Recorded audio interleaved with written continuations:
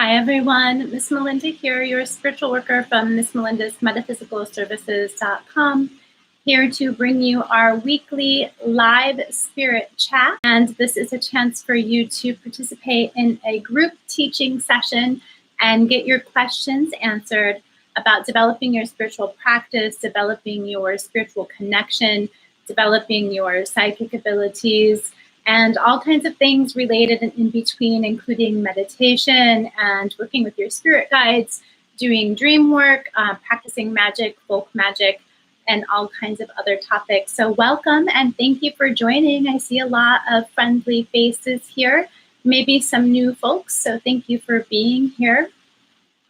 So I haven't done this for 2 weeks because I was on vacation. And before I left, I thought that I was going to continue the live chats while I was on vacation. But as soon as I got kind of disconnected from the web and disconnected from work, it felt really good. And I ended up not logging on for the live chats. So thank you so much for your patience while I was away. It was really nice to be unplugged from the internet. I didn't even post on Instagram. I took a complete break.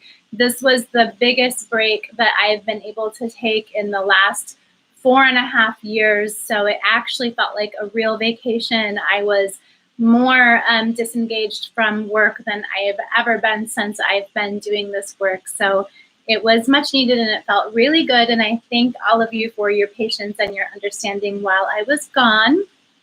But it also feels great to be back, and it feels great to be back at your service, and I'm really happy to be here today. So usually at the top of the hour, I have some personal announcements or business announcements to make. Let me see what I have coming up or going on that you may like to know about. In September, this month, this month in September 28th, I'm doing the third new moon service in a series of 3, which is a pro bono service open to the public, in which we are petitioning St. Martin of Porres for racial equality and social justice, and everybody is welcome to join. Now, this is brought to you by my patrons, meaning that it is made possible. I don't speak Spanish, I'm so sorry. Meaning that it is made possible for you by my patrons. So everyone who's already a patron will automatically be participating in the service. Everyone who has already participated in the past, I have your information. You are going to be automatically included in the service. But anybody else who would like to participate in this free group spiritual service, you may do so. You can contact me at inquiries@missmelinda.com. It's an email address, inquiries@missmelinda.com, MISS Melinda. Drop me a line. I am happy to add your name to that list and get you included in that free group service for social justice and racial equality. Hi, thanks for joining. Hi, Nightbird, thanks for being here. Brooke. Hi, Bougie Hillbilly, thanks for being here. Hank Russell, I've seen you around. Thanks for being here. Thanks everyone for being here. So the other special announcements that I have are that I have been revamping and reorganizing and clarifying my teaching and my guidance sessions and making them just clarifying them so that they're presented to you in a neat package, easy to understand what I offer and how I offer it. I'm currently offering 3 different sessions. One is spiritual teaching, one is a mystic journey, and one is an advising session. One is called the Fool's Journey, and that is for people who are beginning or intermediate in their spiritual path and are find themselves at a plateau and really just need some direction and need some organization for their practice and for their daily habits. And this is where I can help you figure out where it is you want to go, how to get there, and I can help you organize your daily practices so that you are journeying towards your goal, so that you are going on a direct path in the direction that you want to take. And these sessions are really for people who are looking for really concise exercises and practices and techniques that work, that assist you in developing yourself spiritually or psychically or intuitively in a meaningful and powerful way. And they're exercises that are tried and true to me. They're exercises that I have been practicing and working with and researching and developing all of my life. I've been doing this stuff since I was 15. So these are things that I know work. I've spent my life studying this stuff so that I can bring it to you, and you can skip some of the guesswork. You can skip some of the experimentation. You can skip some of the trial and error, and you don't have to do everything alone. You have me to get your questions answered. You have me to assist you along the way. You have me to provide you with those exercises and techniques that are really going to make a difference in your growth and development. Because as we are on our spiritual path, what often happens is we start to have an awakening, sometimes almost just spontaneously on our own. And then when we decide to change our lifestyle and start to actively work on this growth and this development and this connection, we make a lot of progress in the beginning, and it feels great, and you have this high, and you think that you're going to continue like this forever without tons of effort. But then you reach a plateau and you start to question, where do I go from here? How do I break through to the next level? Are the things that I'm doing really going to work for me long term? What are the correct things that I should do in order to develop these specific things, A, B, and C, my clairvoyance or my intuition or my dream work, whatever it may be. And then that's where I come in. I can help you with the precise things that are going to take you as an individual exactly where you need to be. I know these techniques, I know these exercises, I know these practices, and I'm here to provide them to you and to help you with a meaningful structure for your spiritual practice so that you can develop quickly and powerfully. So that is the Fool's Journey session. And then the other session that I'm offering is just a spiritual teaching session in which I provide you with instruction for specific techniques or specific practices that you need for your magical practice or for your energy work, things of that nature. Let's say you would like to learn how to charge an item and you aren't sure what to do to charge a magical item or to charge a candle. I can teach you that. You need to learn how to ground, or you need to learn how to shield your energy because you're an empath and you need to protect yourself in your daily life. Things of this nature can be taught to you in a simple spiritual teaching session. And then the third session that I'm currently offering is called Mystic Journey. And I'm really excited about this one. I'm excited about all of them, but I'm especially excited about this one, I suppose. So Mystic Journey is hands-on work that we do together where I guide you through the energy work and the guided visualizations that actually allow you to do the hands-on work right there with me guiding you. So these are really powerful visualizations coupled with energy work. This is not just a guided meditation. This is so much more than that. It's energy work, it's visualizing, it's actually going within and doing the work with me, guiding you through it. And this is used for experienced practitioners, people who know that they're psychic, people who maybe already practice divination, people who perhaps already offer their services to others, who want to take things to the next level, or people who've already been developing their psychic abilities and really want to take things to the next level and would really benefit from having somebody to work with on a regular basis to guide them through those exercises and to assist them with the hands-on work to develop. So those are my announcements for now. And then those of you who have been here before are familiar with this, but through Instagram, because these lives are done on Instagram and they're done on YouTube every week on Sunday at 3 p.m. United States Central Time. And through Instagram, I always accept early bird questions. I usually start accepting them on Fridays. So you have a couple of days to get your questions in, and then I address those early bird questions first before moving on to take your live questions. So if you have a live question, or you're here and you have a live question, then you can submit it now if you want to, or you can go ahead and sit on it until it's time to start taking those. But I'm going to start attending to these early bird questions. Aha, so you were Linda's daughter. I wondered because I recognized your icon, but I did not recognize your name. I was like, I know that person, but how do I know that person? Thank you for reminding me of who you are, and thanks for being here. I'm just gently shaking a kombucha and hoping that it doesn't explode so that I can drink this while I'm addressing these questions. This is a tantric turmeric. It's delicious.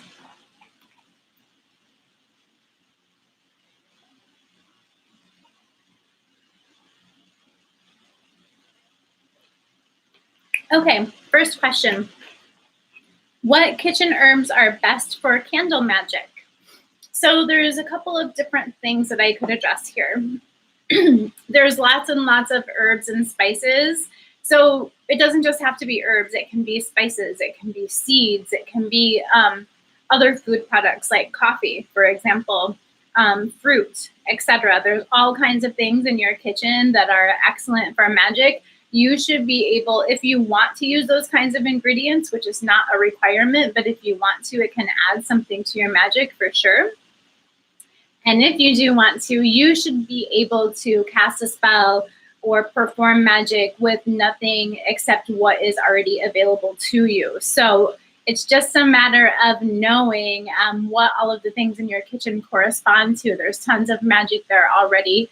I did do a YouTube video about things that are readily available in your kitchen that you can use for magic. So look for that video. I did it like maybe a month ago or so, and it's got a lot of different stuff in there, like fruit and coffee, for example. But as far as herbs, I recommend, if you're going to pair it with candle magic, then I recommend that you use the live herbs, or the fresh cut herbs rather than the dried stuff, because if you're going to use it to surround your candle, for example, you don't want it to be something that will catch fire and cause you problems. You want to be really careful. So the live fresh herbs, or fresh herbs, they're not going to be live if they've been cut, but the fresh herbs are going to be the best for surrounding your candle. And I recommend that you use ones that, there are a lot of herbs that have multi-purposes. So, and of course I say that, and now I'm not thinking of them off the top of my head. Rosemary is one that has multiple purposes. It's great for abundance. It's great for fertility. It's great for money, prosperity, good luck. It's great for feminine power and wisdom. It's great for remembrance, meaning there's a lot of different ways that you can apply a remembrance, right? You can apply it to working on a past issue. You can apply it to remembrance and love. In other words, keeping that love alive, remembering that love. Rosemary is also great for feminine strength and feminine power, as well as developing your intuition, as well as cleansing and purification. So rosemary is a great one to keep around if you want something that's multi-purpose that you can apply to all kinds of different things. If you can, I recommend that you get those inexpensive live herb plants that you can find at the grocery store, and keep a couple of those around. And if you just wanted to keep like one or two around, then I definitely recommend the rosemary. If you want something more specifically targeted towards money, for instance, then not patchouli, parsley or mint are great ones, especially parsley. Mint is another multi-purpose because it works for clarifying and clearing, cleansing, It can be used in block busting, as well as working for money, as well as working for lifting the spirits, revitalizing, refreshing energy, those kinds of things. So you could apply mint and money different ways. And then as I was saying about rosemary, one of the other benefits of rosemary is that it's what's called a precipitato, meaning that it adds power and energy to any other ingredients and to the overall spell. It helps to amplify and direct the energy of that spell, so you can really add it to anything to add power. So those are two great ones to use. Definitely parsley for money. Basil is a great one to have around because you can use it for cleansing. If you want to use dried herbs, dried seeds, spices, etc., you can. Just be careful that you're not going to arrange it around the candle in a way that may start on fire. I use things like that around my candles, but I'm very experienced and I watch them carefully, and I make sure that I'm not going to cause myself a fire hazard. I have the ability to be with the candles closely when they're burning. So, I'm on top of my safety, but I don't recommend it to people who are not practiced. So I encourage you to kind of broaden your horizon or expand your thinking about the things that are available to you in your dry cabinet, like your dry spices. Seeds, for example, are ones that can always be used to add power, to add intensity to anything, because seeds contain a great deal of power inside of them. They contain life, but they're also excellent for abundance, fertility, prosperity, things of this nature. So just about any seed is good for that. And you can then go further with identifying their other correspondences and using them to amplify or to bring abundance to other specific areas that they correspond to. So some seeds are going to be better for like sexual fertility or passion, and some seeds are going to be better for money and prosperity, etc. Cinnamon is another great all-purpose one that I recommend working with because it's much like rosemary. It'll work for purification. It works for cleansing. You can actually burn a cinnamon stick like you would a stick of incense to purify your environment, or to just use as an incense in your home. And cinnamon is also excellent for just generalized good luck and blessings, as well as prosperity and abundance, things of this nature, and cleansing. So there's some great ideas for multi-purpose herbs and spices in your kitchen that you can use for candle magic, as well as other magic. It doesn't just have to be candle magic. Hi, Rebecca. Thanks for being here. Nice to see you. Okay, next question. What's the best way to help let go and release people from your space after the full moon?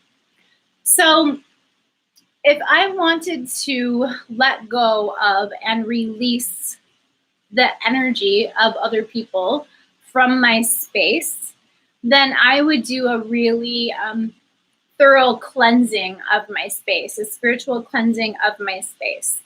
And there's a lot of ways that you can do that. You should really do what works best for you. Hi, Joanna. Thanks for being here. One simple and easy way, now that I said one simple and easy way, I'm thinking of like 10 different ways in my mind. So one thing that I like to use is Florida water for spiritual cleansing. You could do Florida water. You could also make a tea out of cinnamon and use that for your spiritual home cleansing, specifically for your floor wash. You could use an asperger or asperger, it must be asperger. There's a lot of words that I see written that I don't always, and I write myself, that I don't always have a chance to hear spoken out loud, but it's definitely not Asperger's, right? It's asperger.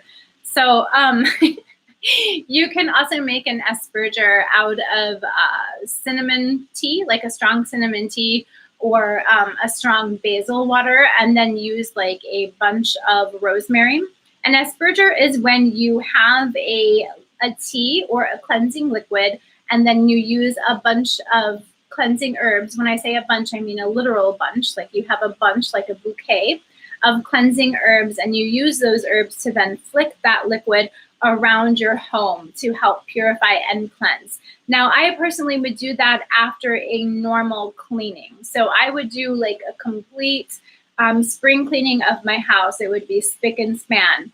And then I would move on to the spiritual aspects of the cleansing, which would mean a finishing floor wash, some kind of spiritual floor wash after the normal floor wash, and then probably an asperger and some fumigation or some incense, and then the lighting of a candle. So then you can pick those elements that you resonate with, right? So pick a floor wash that resonates with you, pick a fumigation or an incense that resonates with you, pick a candle that resonates with you, and just plug in the ingredients where they go, but that's the basic recipe.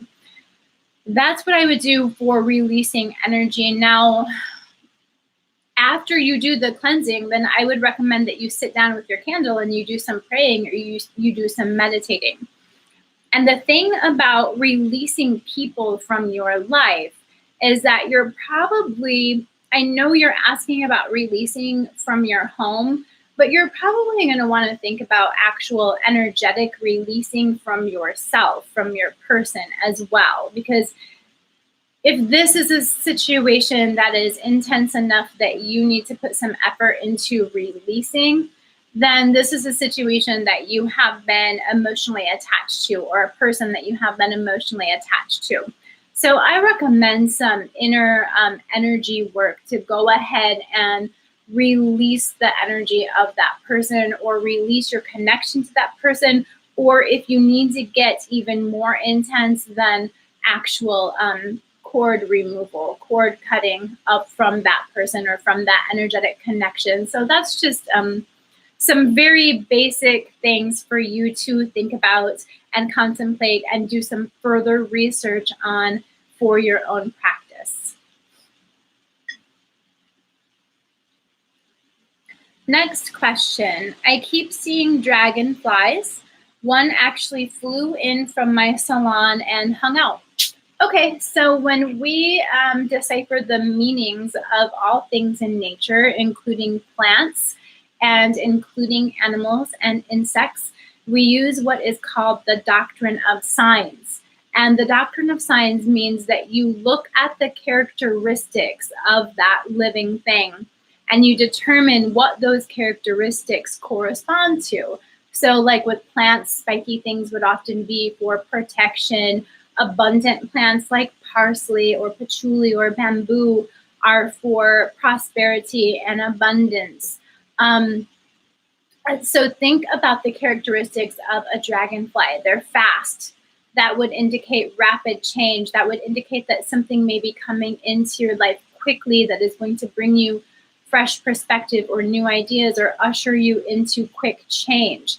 A dragonfly is often associated with the water. Water is associated with intuition, with psychic abilities, with emotions. So you could be having some fast or rapid change in one of those areas, for example. A dragonfly can be seen as a messenger spirit. A lot of these brightly colored winged insects are often seen as a messenger spirit, like from our spirit guides. So for instance, if you've been doing a lot of praying or a lot of asking for signs, or you've been praying for something particular in need of some kind of change and looking for a way to do that, then you could consider this dragonfly a message that yes, it's coming, or yes, you're on the right track, or yes, we're here for you, we're watching out for you, we're looking for ways to assist you with this, that sort of thing. Also, dragonflies are brightly colored, they're sparkly, they're bright green a lot of times. This kind of energy, these colors relate to vibrancy and abundance and beauty. They relate to external expression. They relate to they relate to creative expression. So these are some other kinds of characteristics that you can think of when determining what this sign means to you. This could be something about you needing to come out with more creative expression for yourself, a sign that some kind of physical goal that you have been working on is going to manifest and going to be more palpable for you in the near future. It could be a sign of fertility. Green is very much about abundance and fertility and prosperity. Fertility is not always about giving birth or being able to get pregnant or things of this nature. Fertility is also about having a fertile life in many different ways. So those are some of the characteristics that can relate to a dragonfly. And I encourage you to think about that more, because the thing is, the universe speaks to us in the language that is our unique language. The universe speaks to us in the way which most resonates with us. So if the universe is sending you a sign, then it's really important that you ask yourself what that sign means to you. What does a dragonfly mean to you? What other contexts in your life have you seen dragonflies before? How does it make you feel? Is there anything particular about a dragonfly that resonates with you, or any specific experience that you've had in your life with dragonflies previously? So these are things to ask yourself, as well as what do those overall characteristics and what does that overall symbolism of the dragonfly mean to you? Next question. Okay, let me take a drink first.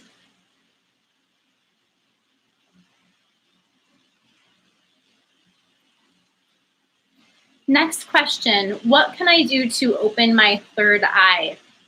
So the thing is, so what I need to say is that you need to be well practiced or have some knowledge about protection and about cleansing and about grounding if you're going to do this kind of work. So I would encourage you to do some research about that, or to do some work around that before you dig right into opening up your third eye. The next thing is, a lot of people, I don't always recommend this, but I feel that I'd be remiss if I don't mention it. A lot of people very much recommend that you are well grounded already, that you've been doing a lot of spiritual work already in your life before you do this kind of work, meaning work to open your third eye specifically, or work to for your psychic abilities specifically. So these are just some things for you to contemplate and for you to keep in mind, for you to assess where you're at in your personal journey before you go ahead and do intensive work on your third eye. Now, I do know some powerful exercises that can very much assist with your third eye. And the first thing that I recommend is that you work on cleansing and balancing your chakras. And I know you're thinking, well, my third eye is just one chakra. Why do I need to work on all of them? Well, it's really important that the energetics of your whole body are working in tandem, are working in balance and in conjunction with one another. So I do recommend that the first thing that you do is start to work on balancing and cleansing those chakras and kind of just livening them up and activating them. And there's a lot of ways to do that, and it's not complicated. And really simple practices can be really powerful when it comes to chakra work.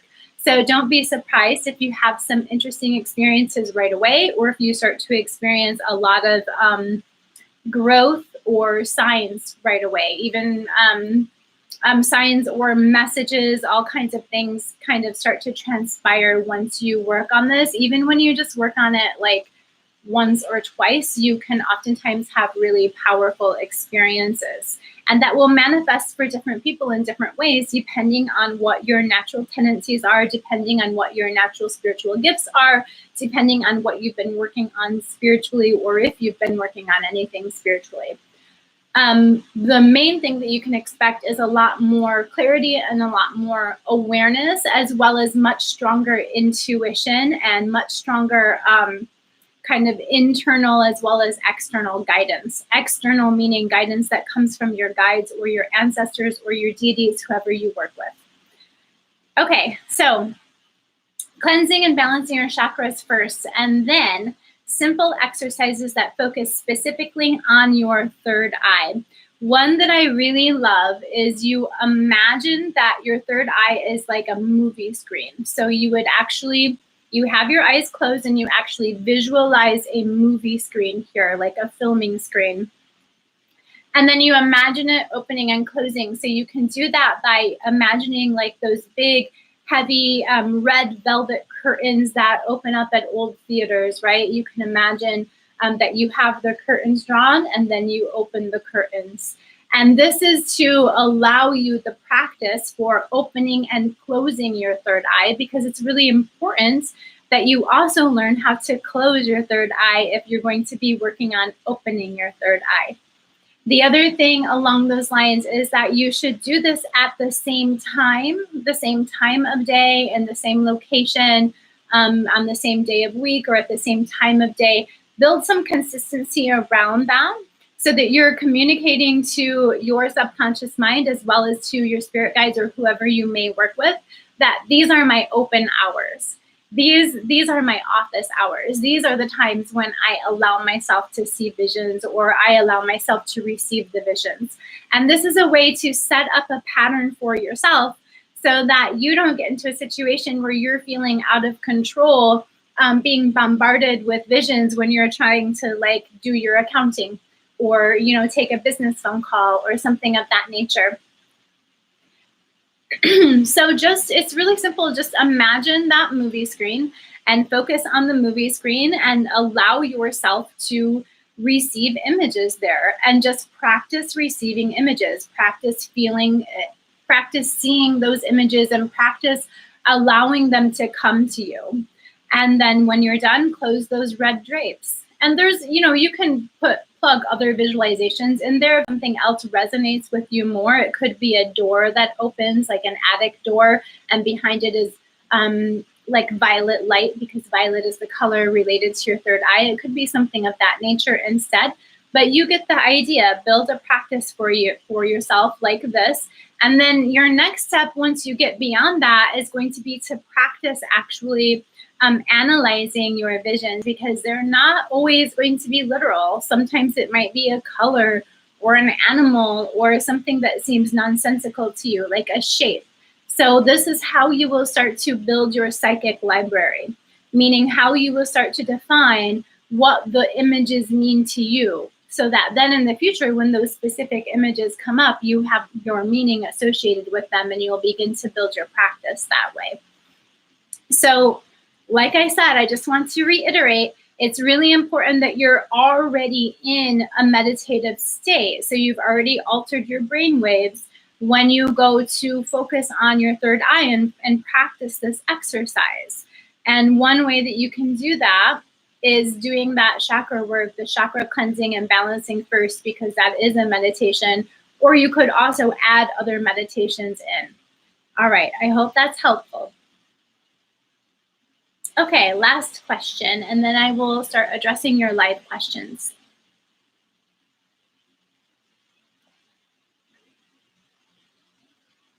The last question is, can I speak about sigils? I can speak about sigils. So a sigil is a really powerful way to make a spell for yourself that involves nothing but writing or drawing. And let me tell you that writing things down or even drawing symbols, that is a spell in and of itself that is often overrated. That can be a very, very powerful act. Sometimes you don't need to do anything else. That, you know, candles aren't the only way to cast a spell. There's a million ways to cast a spell.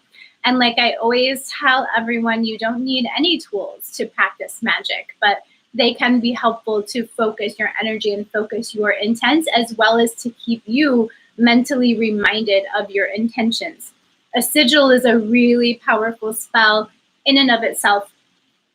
A classic sigil is going to include some form of your name, along with other symbols or shapes that relate to your overall intention or your goal.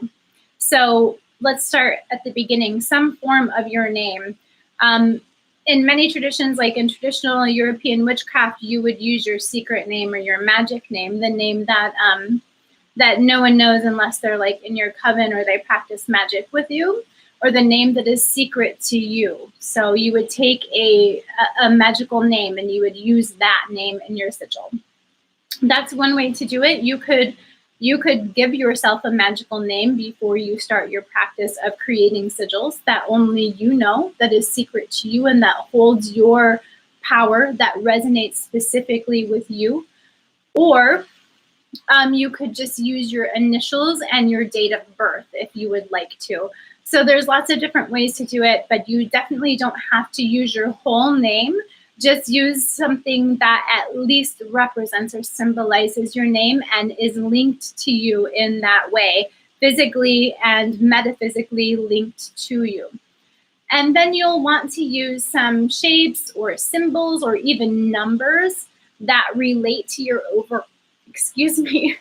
that relate to your overall purpose or goal or intention. So one of the things that I recommend are using the shapes that relate to the elements, like in traditional European witchcraft or even in Wicca, there will be shapes that relate to the elements, like a triangle that relates to fire, etc. So you could use those kinds of symbols, or you could use numbers if you're into numerology or you want to get into numerology. Or you could use the symbols that relate to planets, right? Or you could draw your own symbols. You could draw your own symbols that relate to what you are seeking. You can make up your own language for this if you would like to, because the most important thing is that it resonates with you. If you want to get complex, if you want to get really traditional, then you can be using old symbols and signs and sigils that relate to other forms of magic, that relate to Kabbalistic magic, that relate to things of this nature, or the you could even use number squares. I like to work with number squares, but I know that this is a question for a beginner, so I'm not going to get too complicated. So that's it. Then you just combine these together in a overall symbol that looks pleasing to you and that you feel is powerful and that no one can really read. You're the only one who can tell what is in this sigil, right? So it's personal to you. It means something to you. It feels powerful to you. And then you can use it in any way that you want. Like if you were drawing in love into your life, you could put that under your mattress. If you were looking for protection while driving, you could hide that in your car somewhere. If you're seeking to draw money into your life, you could put that in your wallet. If you want to protect your home, you could paint it on your wall and you could put a painting or a picture over the top of it, or you could even paint over it. So there's a lot of different ways to use sigils. You definitely don't have to combine it with anything else if you don't want to. You can use it all on its own. It can be a really powerful way to manifest. I'm looking at 2 sigils on the wall that my husband drew, and one of them was to attract into his life a new job. And as soon as he drew that and put it in his wallet, he attracted that new job that he was seeking. They can be really powerful forms of magic. Trying to think, it seems like there was something else I wanted to say about sigils that I kind of got sidetracked or it slipped my mind. No, it's not coming to me. So if you have live questions, this is a good time to go ahead and throw them out there.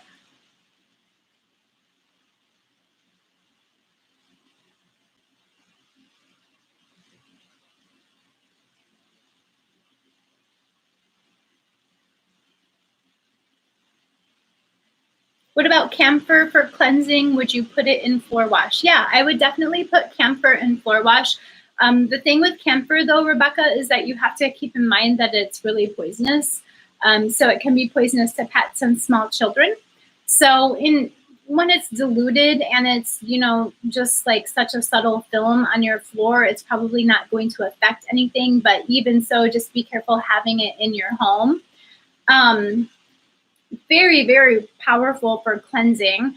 But I will say it's in my opinion, it's one of those curios that has such powerful cleansing energy in it that it has the likelihood to kind of remove all energy, right? So when we do that, when we're doing such powerful cleansing, we then want a step 2 to really draw in fresh energy, or to draw in blessings, or to draw in the intentions that we're seeking. So if you're going to use camphor for something like that, I definitely recommend an additional step to then go ahead and draw in new energy, which is aligned with whatever you're seeking. Camphor is really powerful for dispelling unwanted spirits or spiritual attachments as well. So that's something to keep in mind. I love using camphor. Thank you, Joanna. Nice to see you. Thanks for the welcome back. Okay, so what's the best way to charge them? She's wanting to know what is the best way to charge sigils. So to charge a sigil, I would charge it the same way that I would charge any magical item. So just as you and I have discussed charging water and other kinds of magical items and ingredients, I would charge a sigil the same way. And for those of you not familiar, I would just hold that. I'm going to use this chapstick as an example. I would just hold that sigil in my left hand, or if it's too big, then just keep it placed on the table. Put my right hand over the top of that sigil, and this is the way that I charge. This is not the way that everybody charges. I then open my crown chakra and allow pure universal energy to flow through my body, and I channel that energy out of my hand and into that object. And while I am channeling that energy, I focus on my intention or my goal. Maybe I do some visualizations, or maybe I just focus on that particular energy. I tend to be much more aligned with feeling. Feeling is one of my primary gifts. So I'm an empath and I'm clairsentient. So feeling is the way that I mostly work with energy, right? So clairvoyance is like a secondary thing. So I'm not always going to visualize as my first go-to thing. Usually I'm going to be feeling, or I'm going to be working with actually channeling energy. That's how I work. So it's important that you find out what works best for you. But when I'm focusing on my intentions or my final outcome or my goals, I'm focusing on what that energy feels like. And if you've never done that, it can be a really powerful way to align yourself with the energies that you are seeking to draw into your life.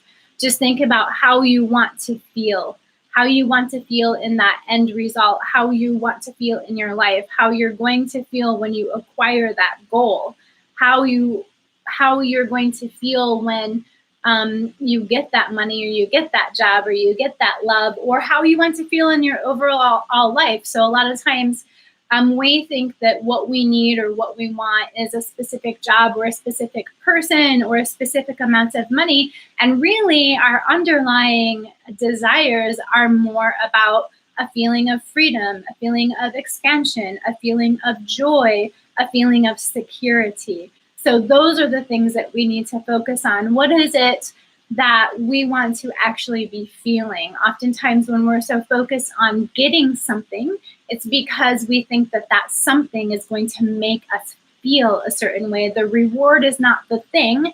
The reward is how we're going to feel in our life, or how we think we're going to feel in our life when we get that thing. So we can go ahead and skip that step of, we can go ahead and skip the step of focusing so hard on the thing and go right to focusing on how we want to feel. And the amazing thing is, when we start to really focus on how we want to feel, we can conjure that feeling up within ourselves. And that in and of itself is going to attract more of that feeling to us. And before you know it, the universe is putting in your life and drawing to you and presenting you with the opportunities that are going to cause you to feel that way. And a lot of times those that sequence of events, those opportunities or those things are not what we thought they were going to be. It's going to be surprises that the universe has in store for us. So that's why a lot of times in magic, it's kind of it's a spiritual paradox. It's not always recommended to focus on what our specific outcome is. In some situations, it's important to focus on the specific outcome. And in other situations, it's important to leave ourselves open to surprises, because the universe may have many other ways that we haven't considered to bring to us the kinds of things that we want in our lives, or to bring to us what it is that's going to make us feel the way we want to feel in our lives. It's going to give us that end result, that big picture that we're truly seeking in our life. So anyway, back to charging the sigils. That's one way to charge. There are lots of other ways that you could charge a sigil.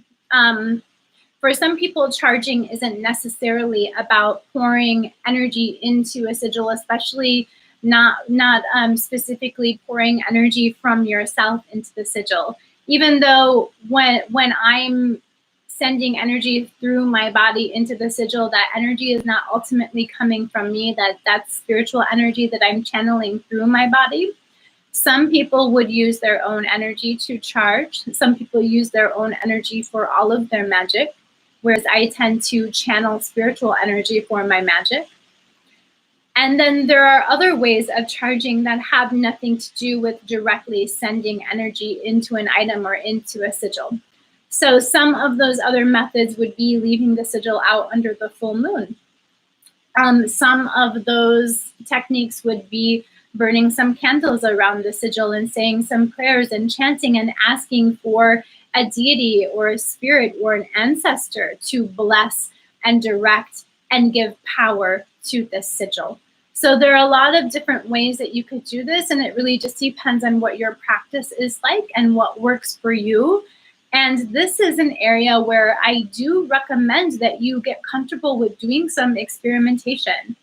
Not everyone, but a lot of people seem to be afraid to experiment with magic. They seem to feel like it's like baking a cake and that they have to follow the recipe exactly, otherwise something's going to explode. Well, nothing's going to explode. The worst thing that's going to happen is it's not going to work.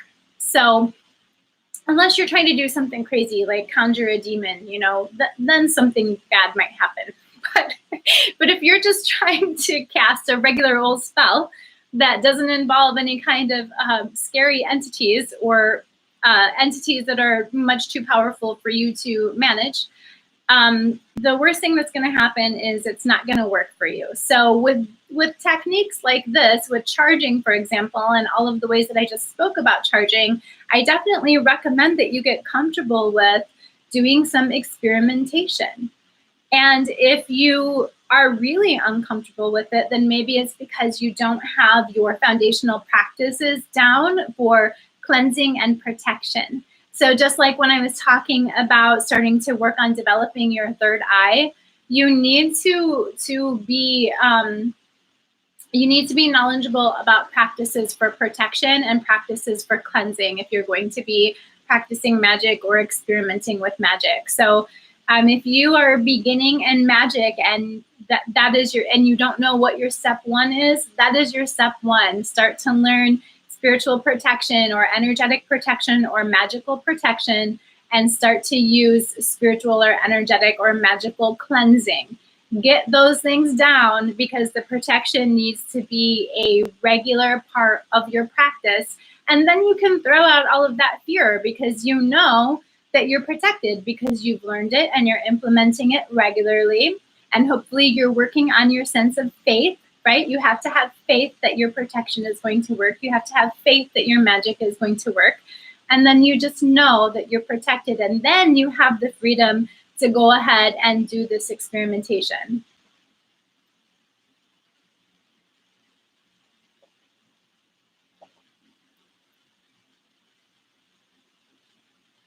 For Mojo bags, do you have to pray over them every day?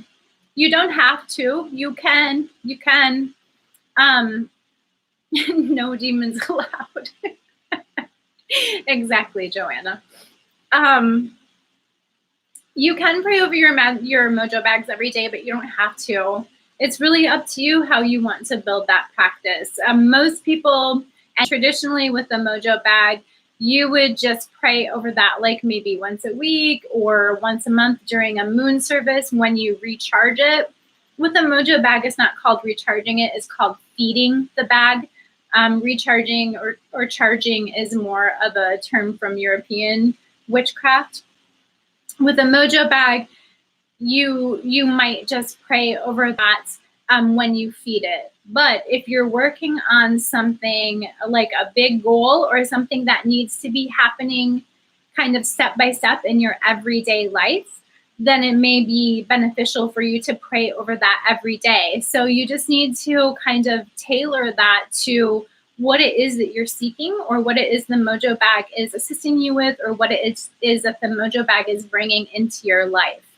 If it's something, let's say it's concerned with your finances. Well, if you want healthy finances, then that's going to come down to the decisions that you make each and every day, as well as your energetic and spiritual relationship with money. Therefore, that's something that would be beneficial for you to work on every day and to pray over every day, because it's an ongoing process that affects your everyday life. Now, if it's something that's more bigger picture, like protection or assisting you with your spiritual or your psychic development, in my personal opinion, you don't have to pray with that every day, but you might want to. So it's up to you. I have one bag that I work with that I pray with almost every day. And but you don't have to. You can do it once a week is typical for most people. And then to feed that bag is also once a week or once a month. There are a lot of different there's a lot of different traditional lore and recommendations, etc. for Mojo bags, and it's going to vary a bit from source to source, but those are just my generalized ideas about it and my generalized opinions about it.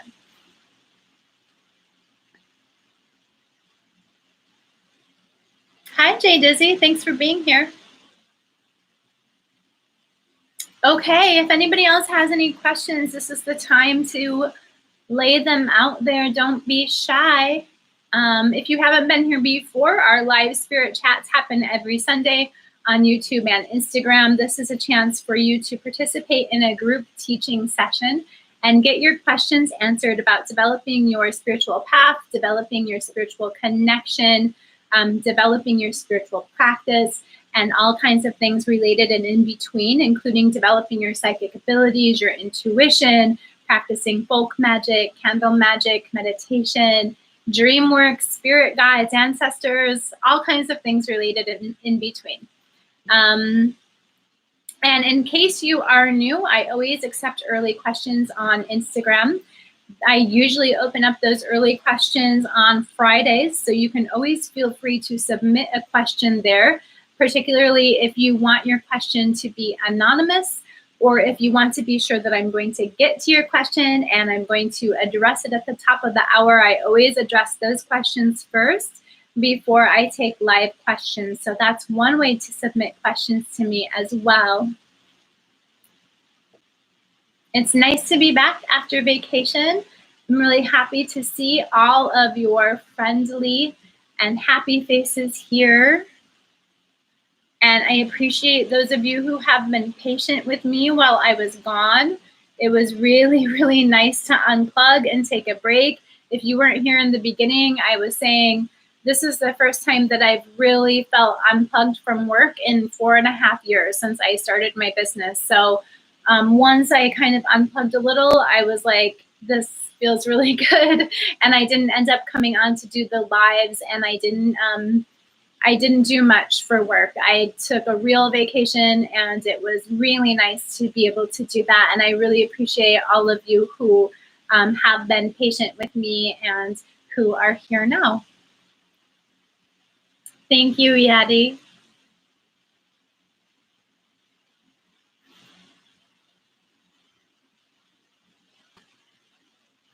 Okay, how can I do a spiritual bath in the shower? So you can mix up that mixture for your spiritual bath, and you can put it in like a bucket or a container or a bottle. A lot of people use like an empty 2-liter bottle for example, because it's plastic, so it's easy to take in the shower with you, and it's easy to pour over you, and then you'll pour it over yourself in the shower. And for most spiritual baths that I'm familiar with and that I prefer, you're going to want that to dry on your skin. You're going to want to air dry. You're not going to want to rinse it off. So you would do that after you're done with your normal shower. Before you take a spiritual bath anyway, you should have your body physically cleansed. So taking a shower first might be your step one for a spiritual bath. So if you're doing it in the shower, then you can just take your normal shower and then turn the shower off, pour that spiritual bath over yourself, over your head, and down your body. Do any kinds of cleansing you might need to do. Sometimes we implement a little bit of energy work along with the spiritual bath, meaning that you're just going to kind of cleanse yourself energetically. You might want to use some movements that look silly live when you do that. Yeah, and then just let that air dry on your skin. Try not to towel off. Don't rinse it off, and just kind of sit and chill. Maybe burn a candle until you dry off. Not complicated. Nothing too intricate. Another way that you can do a spiritual bath in a shower is you can use a magical soap, like a Florida water soap, or they even make like Palo Santo soaps, things of this nature. So you can obtain a soap that corresponds to your intention, or a soap that is specifically made for spiritual cleansing. And then you can take your normal shower, clean yourself normally first, and then use that soap last. Lots of ways to spiritually cleanse in a shower. A lot of times people do spiritual baths standing up outside. So it would be like you're in the shower. You're just pouring it over yourself when you're standing up outside. And the reason that people do that is so that the earth can then absorb anything that needed to be removed from you. The earth can then absorb that and transmute it for us. And then we don't have to worry about cleaning a mess out of our bathtub, a physical mess and a spiritual mess out of our bathtub. Because if you are really in need of a serious spiritual cleansing, you don't want to touch the herb matter or the bath matter that was used to cleanse you when you're finished. You don't want to then recontaminate yourself energetically. So that's something to keep in mind too. You could also pour it over yourself when standing outside. Okay, thanks so much, everybody. It was really nice to see you here today. I always love our live chats. Thank you for all of your interesting questions. I really look forward to interacting with you in this way. Thanks for being here, and have a great day. Blessed be.